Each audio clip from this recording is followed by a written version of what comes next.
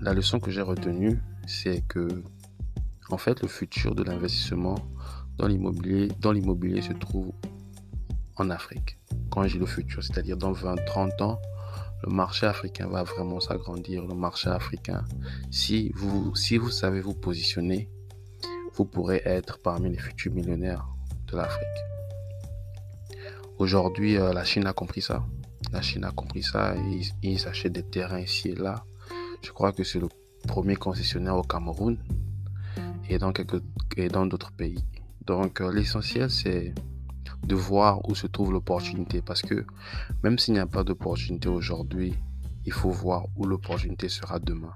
Et lorsque vous faites ça, c'est là où vous trouvez des occasions à être riche. C'est comme ça que la richesse est créée. Aujourd'hui, dans cet épisode, j'aimerais parler de quelque chose qui m'a intrigué tout au long de mon parcours dans le business. J'aimerais parler de business en général et la perception que nous, Africains, nous avons de business dans notre continent et aussi dans nos échanges, que ce soit à l'étranger ou bien dans le reste du monde. Pour commencer, c'est quoi le business?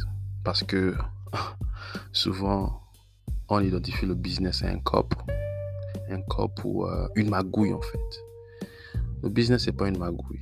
C'est vrai que avec la perception des Européens, Américains, ils pensent que l'Africain ne sait que faire que des magouilles et il nous a en fait donné cette identité-là que lorsque l'on fait un business, c'est une magouille et c'est même resté avec nous parce que lorsque mais lorsque quelqu'un se présente devant nous et nous parle d'une idée, on pense que c'est une magouille. Et c'est vrai